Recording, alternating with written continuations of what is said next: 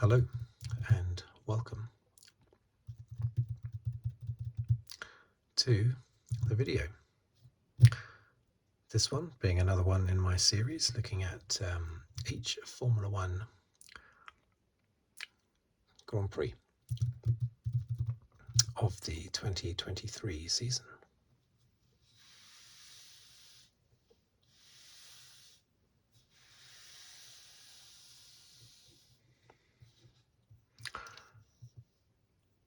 This one, of course, being the Monaco Grand Prix.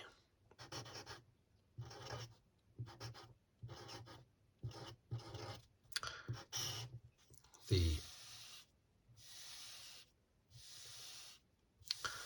sixth round of the championship. Originally round 7, but of course with the unfortunate events in Emilia-Romagna, this has been round 6 now. Maybe I should put that there like that. Okay, so what I normally do, and what I will do this time as well, is list down the finishing order, write down the top 10 in the Drivers' Championship, and then list the 10 teams in the Constructors' Championship. And then I'll just make a few comments, very simple comments.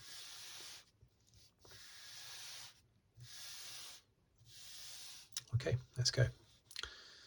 So, surprise, surprise, we had Verstappen at the top.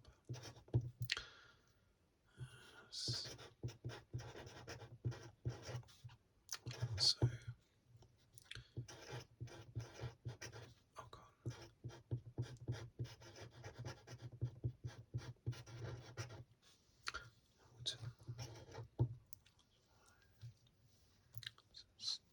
Focus. Russell. 6 was Leclerc. Gasly. 8th was Sainz.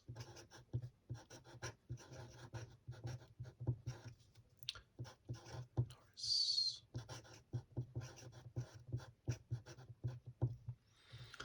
Piastri.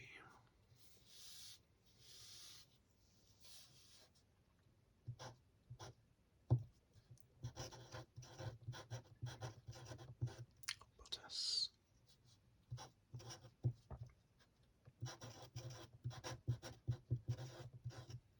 De Vries.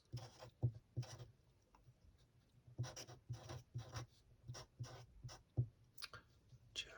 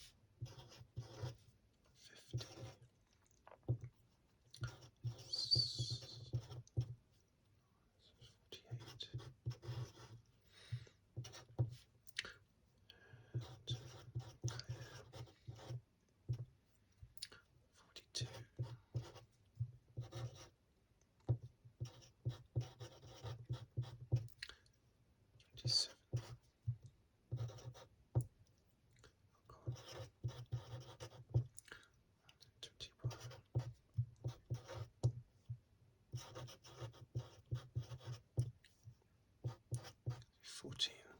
Okay. And now the constructors.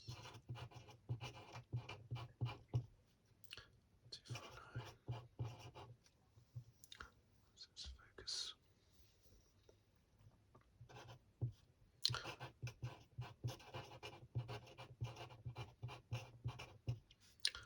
Aston Martin 120.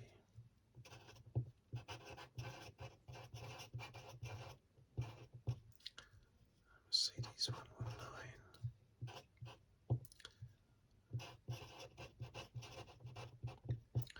Ferrari is 90.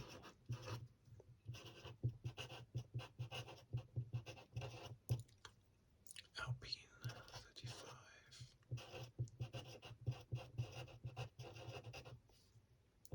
McLaren 17.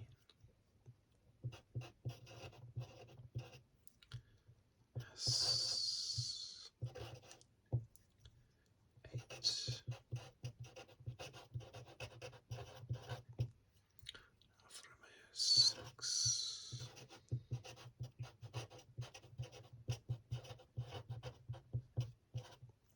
AlphaTauri 2.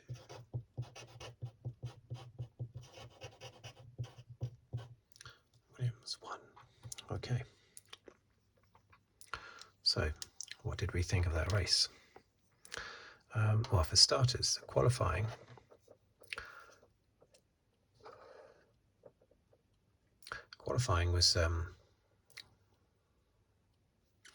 was incredibly exciting. It felt like a wet qualifying session where the track is drying towards the end of the session, and cars are going quicker and quicker for that reason. That's what it felt like, but of course it wasn't a wet qualifying at all. But the track was rubbing in as the qualifying session progressed. So that was encouraging faster and faster times all the time. But it was amazing. At one point I thought Norris was going to be on pole, and then possibly Ocon was going to be on pole, and then maybe Leclerc, maybe Alonso. In the end, Verstappen with has to be said, a fantastic lap. He got so close in the swimming pool section. He grazed the wall, grazed the barrier, and of course he did actually hit the barrier on the final straight as well.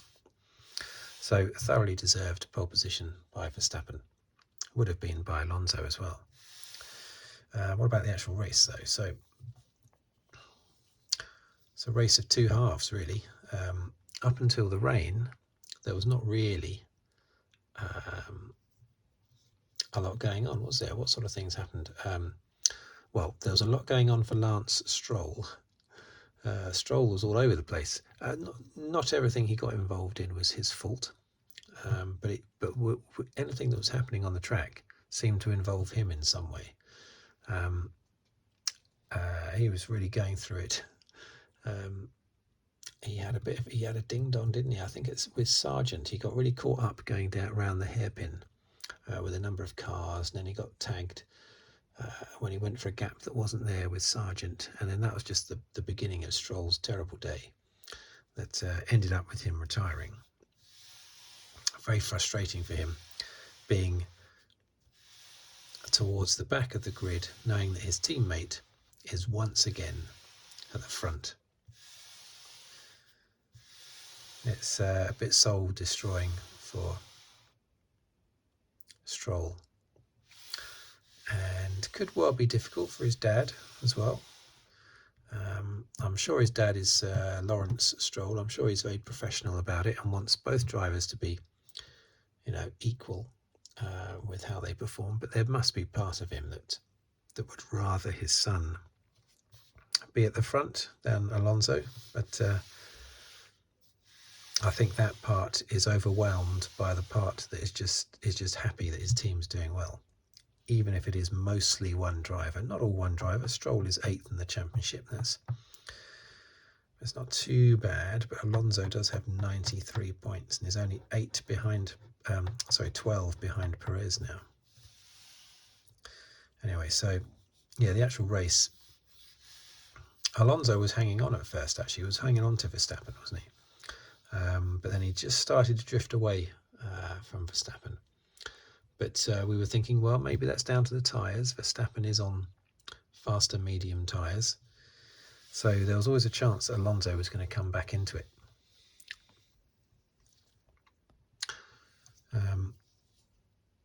But then, of course, the rain came. And there was, at first, we had a lot of prediction of rain.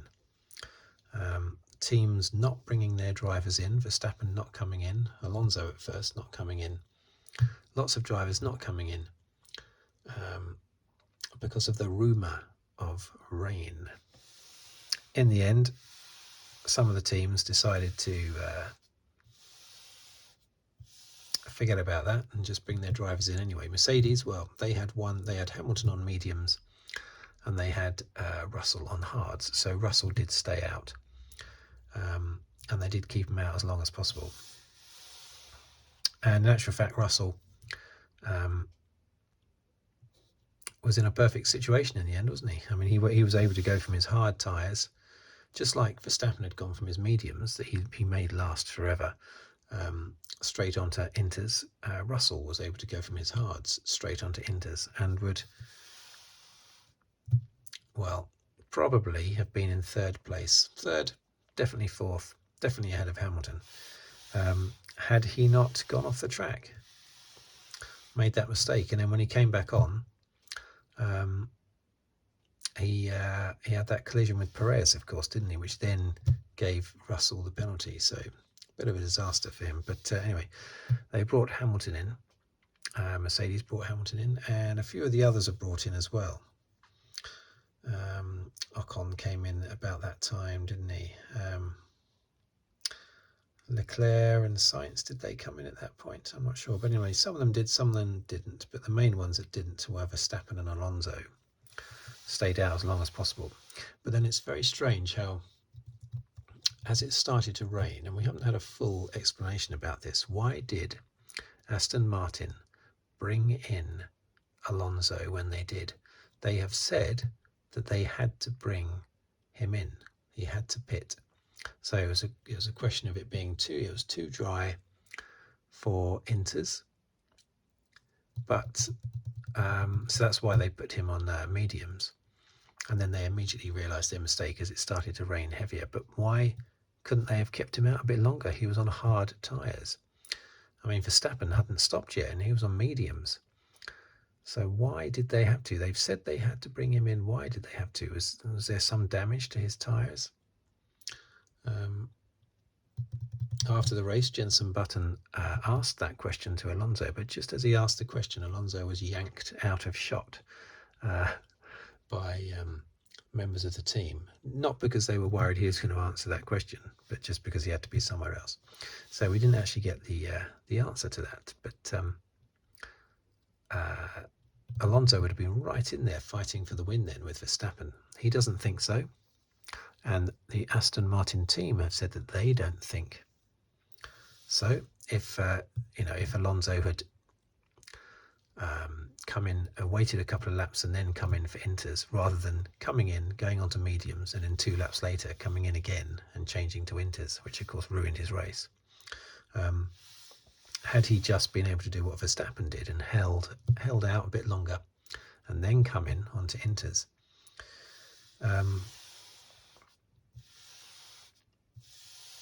the timing seems to indicate that he would have been in a much better position, because after 2 stops, Alonso was 22 seconds behind Verstappen, who had 1 stop. And a pit stop is about 22 seconds, isn't it? So it would have been very, very close. But we were denied that fight because for some reason Aston Martin couldn't wait. They couldn't leave Alonso out. Alonso actually said after the race, I changed onto mediums because at that point it was unsafe to change onto inters. But that's not what the question was. The question is, why did you have to come in on that lap? Not why did you change to mediums on that lap? If you had to have a pit stop on that lap, mediums was the only way you could go. But why did he have to have that pit stop on that lap? Anyway, Don't know. Maybe he did have some kind of damage with his tyres, but I don't remember him talking about his tyres being worn out. But anyway, that unfortunately took away any chance of a fight between the two at the top. Which was a shame. What else happened? Yeah, I've mentioned Russell's praying, didn't I, with Perez? Now, I thought Hamilton was going to drop down the field because, of course, he was one of those that came in for... he started on... What did he start on? He started on mediums, didn't he? So he came in, changed to hards, and then a few laps later was in a position where it was chucking it down with rain. He was going to have to come in again. So I thought that was going to ruin things for him. But because he came in very quick, both he and Russell came in fast. And I thought because of that, basically, they were able to jump the Ferraris because the Ferraris held on. They thought the rain might ease off, so they were the last, of the big guns basically to pit onto inters, and because of that they lost out. And Sainz, who had been at one point fighting Ocon for third, when he clipped Ocon early on, lost a bit of his front wing, didn't he? Ended up 8th. He was quite angry during the race, wasn't he, Sainz? Because when he was brought in for his earlier pit stop, he didn't want to be brought in when he was brought in, basically. I don't know whether he thought it was too early or too late. I wasn't sure from the messages, but yeah, he was definitely unhappy with the team strategy. But of course, he had that spun off, didn't he? Was that just after his pit stop, or was that just before his pit stop? I think it might have been just after his pit stop. So he had that little spin, and that lost him the position to Leclerc and Gasly. Knocked him down to 8th in the end. Terrible, terrible day for Ferrari once again. Oh dear. See, where are they in the championship? Look. Dearie me. 90 points. 4th in the championship. Look at the drivers though, 6th and 7th. That's very bad, considering where they were last year and what they expected from this year. So yeah, it's very good for Mercedes. They were able to jump the Ferraris, despite Hamilton having to have an extra pit stop, more so than Russell. So what else happened in that race then? The McLarens were very quick towards the end on their inters, but they were already so far behind. Look at this, look, 17 points. And Norris, who's normally in the top 10, last year he was like in 6th or 7th spot all throughout the season. Hamilton was in 6th all throughout the season, Norris was in 7th. This year, Norris isn't in sight. 17 points. And Alpine scored an impressive, how many did they score?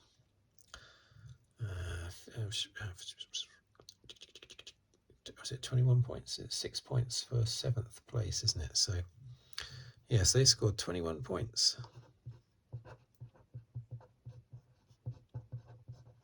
Today, because I am indeed recording this on the day of the Grand Prix. Yeah, 21 points. 21 of their 35 points have come from this race. And at the end, what's his name? Otmar Snufflebanger or something. He was holding the third placed trophy aloft, really chuffed and happy. I'm thinking, I don't think he should. Yes, he's obviously relieved that they've had a good points finish, but celebrating one podium, that's not really what Alpine want to be doing. And I don't think the boss of Alpine, who has been tearing into the team a little bit, I don't think he's going to be jumping up and down, clapping his hands like a seal, just because they've picked up 1 third place. It's still good, but I wouldn't, celebrate it too much, basically, if I was them. Which they certainly were. The team were jumping up and down with joy. Mind you, maybe the mechanics and everything, they have a bonus. These teams tend to give a bonus for the win. Maybe they do for podiums as well at Alpine. And look at this. Look, there's hardly any points here at all. Look, I've mentioned this before, how you got like 5 teams there, basically 6 teams that have basically scored nothing. And as I said before, the reason is pretty much because you've got Aston Martin. Aston Martin has soaked up all the points that would normally be spread between these teams. It's taken them all up because Alonso has had, what's he had? He's had a third,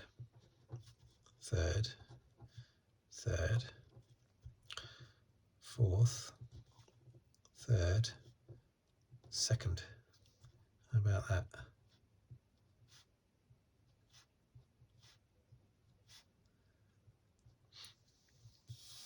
It reminds me of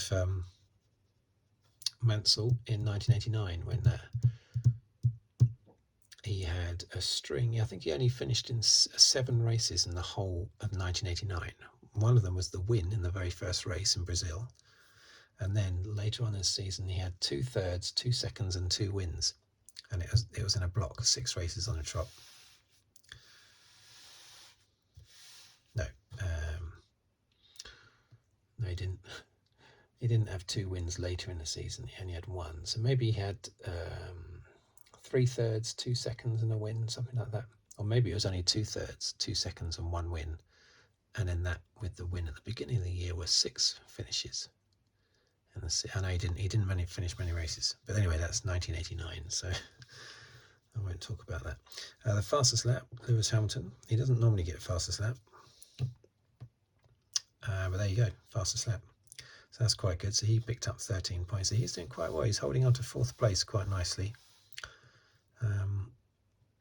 Not too far, 24 points behind Alonso. That's not too far. It's not beyond reason that Hamilton could finish 2nd in the championship. Well, of course, we've got these updates, haven't we? They're already here, but on the Mercedes. But these are major updates. And we will see, hopefully, the benefit of them at the next circuit, which is a proper circuit, Barcelona, Spain. I love Monaco, but it's, it's not really a proper Formula 1 circuit, is it? So, but I do love Monaco. I'd like that to be on record. I do love Monaco, and I would like Monaco to stay forever. I'm not one of these people that knocks Monaco at all.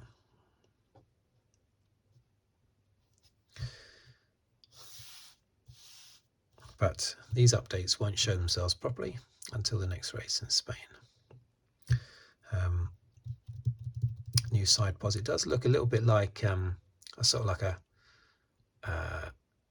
well, Ted Kravitz said it actually, and that's Frankenstein's monster sort of thing. These are new bits that have been big new bits that have been stuck on, and you do tend to feel like, is the car just going to fall apart going down a fast straight? Because it does feel like a bit like if you drop a Ming Dynasty vase and it shatters and you have to sort of glue it all back together again. It's not quite going to be quite as stable as it was beforehand, before it was smashed into 5 pieces. And that's, I don't know, I just get that feeling with the Mercedes that they've taken these big bits off and stuck big bits on. Did they stick them all in neat and tidy? Do they all go together? Do all the pieces fit together neatly? We'll find out in Barcelona. But it's certainly a big change with their mainly with their side pods. And the squiggly bits on the floor as well, on the side of the floor. So what about these other drivers down here? So Gasly, yeah, obviously I've mentioned Alpine in general. Ocon and Gasly doing well. Bottas and Joe, I don't know what, I thought Joe was sort of at the back of the field. He seems to have shot up to 13th by the end, but he seemed to be right at the back for most of the race. Anyway, De Vries, he would have had to have driven hard for that 12th place, I'm sure. But, he has beaten Tsunoda, his teammate. Although Tsunoda was having a problem with his brakes, wasn't he, at one point? Well, maybe the whole race, I'm not sure. Albon, yeah, these are fairly standard positions, of course, that these drivers finish in every race.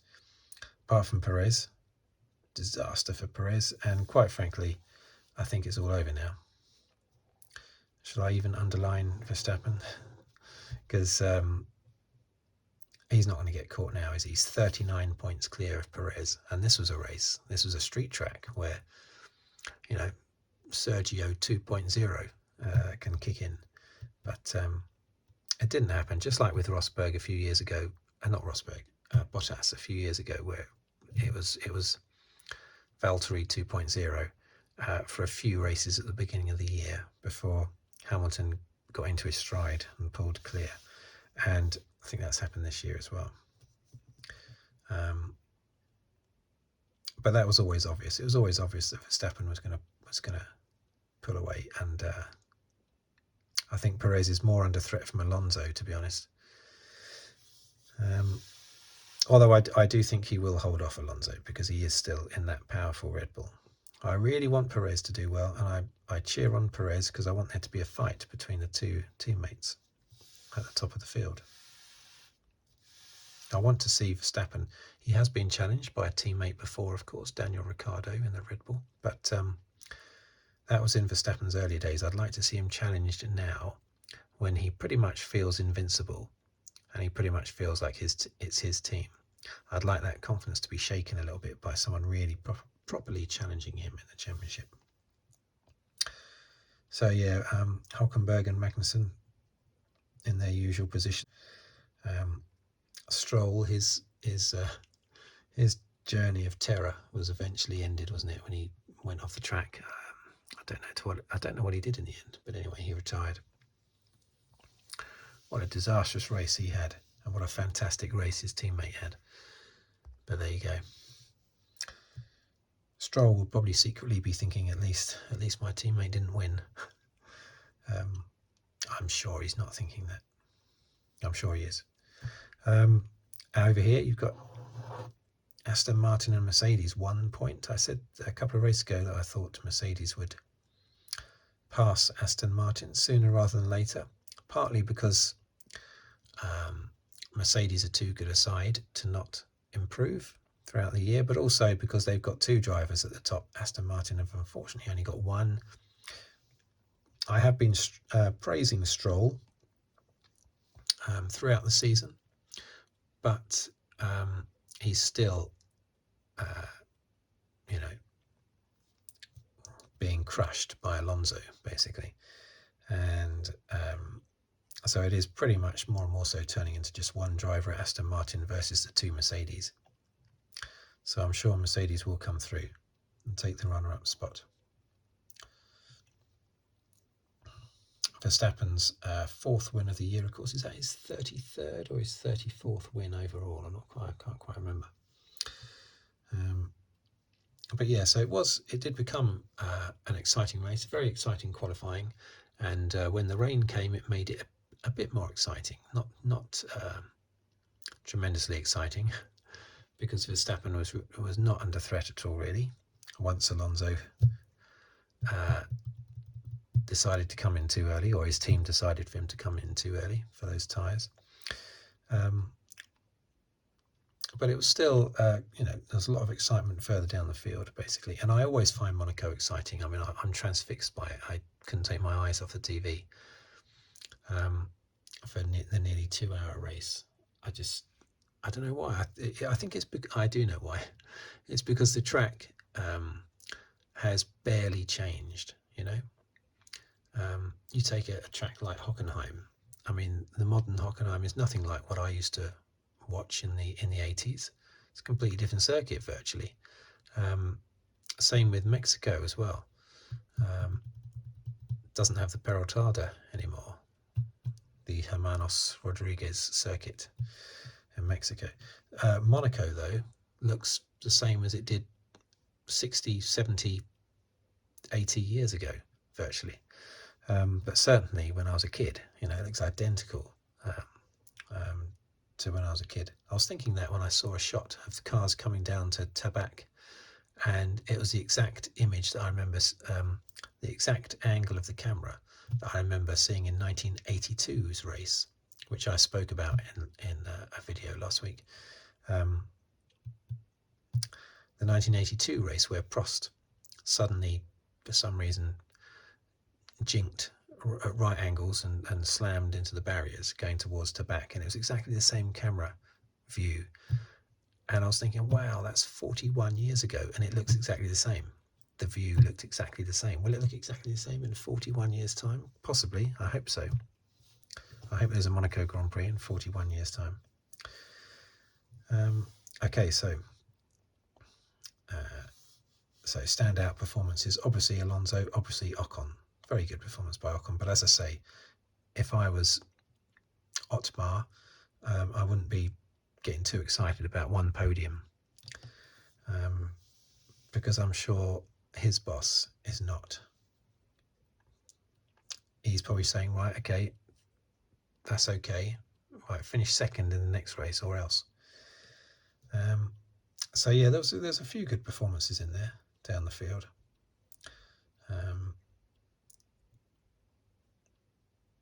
Piastri battling with Norris all the way, which is good. But Piastri should anyway, because he's a very good driver. He's won 3 championships going into this year, so you know he's a rookie, but we should expect him to. I think by now we should be expecting him to tackle Norris. And in the championship, yeah, as I say, I do think it's all over. Red Bull, of course, it's definitely all over. And I do think it's all over now, but that doesn't mean that there's not a lot of exciting stuff to watch going forward. Next week we have the Spanish Grand Prix, Barcelona, and that's going to be very exciting, as I say, because of Mercedes upgrades. Well, I was saying updates earlier, wasn't it? It's probably upgrades. It's probably the better word, or rebuild even. So we look forward to that race next week. Thank you very much for watching and listening. If you'd like to subscribe, please do so. If I've missed anything important that happened in the race, I do apologise. And also, can I apologise for my drawing of the Monaco circuit? I realised after I recorded the video that I had the 2 straights, the one going towards to back and the other one going up Beau Rivage, is it, or something? I had them too far apart on my diagram. I don't know why I did that, because I know the layout of Monaco, so I'm not sure why I drew that inaccurately. But anyway, thank you for watching. Thank you for listening. If you'd like to subscribe, please do so. I'll leave a comment or a like, and I will see you on the next video. Thank you very much, and goodbye.